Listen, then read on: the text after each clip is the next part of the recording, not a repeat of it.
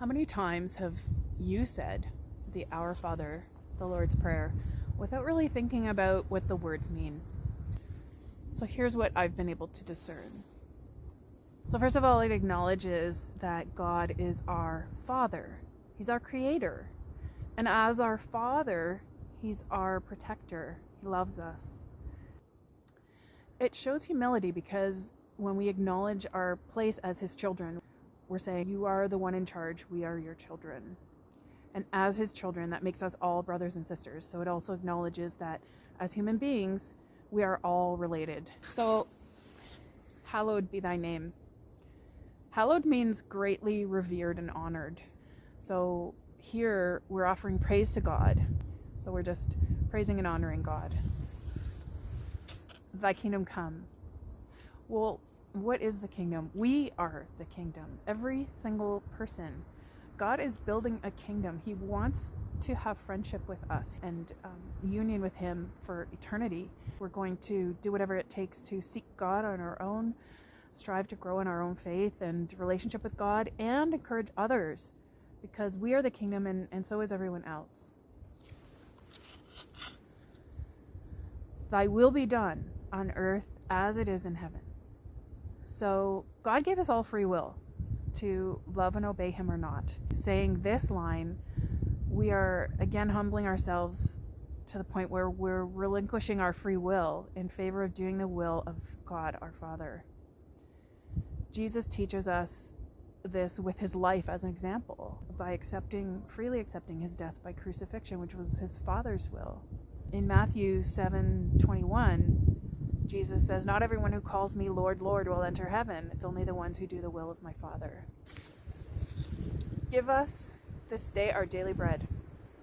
This acknowledges, again with a humble heart, that we need God to live.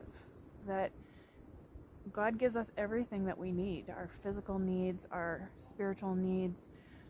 Whether or not you're able to see the gifts God gives you every day, they are there. As I said, it's not just physical needs, so it's not just actual bread that we eat, but Jesus is often referred to as the bread of life.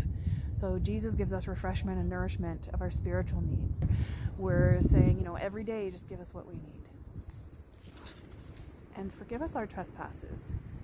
So basically we're asking God for mercy here, with a humble and contrite heart. And this is especially important as related to the first two lines where we're replacing ourselves back under God. And here's the kicker, is that we are expected to forgive others as well. So we're expected to ask God for mercy when we need it, and we're also asked to show mercy to others. So Matthew 18, verses 21 to 35, the story about the man whose debts were forgiven by the king when he begged for forgiveness because he couldn't pay them back. But then he turned around and he beat up the people who owed him money. So it's like, you can't do that. God forgives us everything, so we need to forgive everyone else everything too. And forgiveness is not the only act of mercy that we can do for others, and I'm going to do another video on mercy and what that means. Asking for forgiveness and then saying, as we forgive others, it means that whatever you do not forgive, you will not be forgiven for. And that is in John 20, verse 23. This one might be a bit confusing. Lead us not into temptation. But God does not actually cause us to be tempted into sin. It's against His nature. Only the devil tempts us. But God allows certain temptations to come to us. God is in control. But some temptations actually are useful. So it could test our devotion and love for Him. It could help us grow in virtue, or allow us to learn something we need to learn for our growth. Whatever the reason, sometimes God lets us be tested. What this means is it's asking for God's mercy again, not to bring us to hard testing, but deliver us from evil. We invoke God's protection and strength in our spiritual battle, because whether you acknowledge it or not, we all are in a spiritual battle, and we're literally fighting for our lives. And so God has a lot more power than we do, and a lot more knowledge than we do. So we're invoking God's protection and strength. We acknowledge that we can't do it on our own, and we're really not expected to. This is why Jesus gave us these words, to ask God for God's help.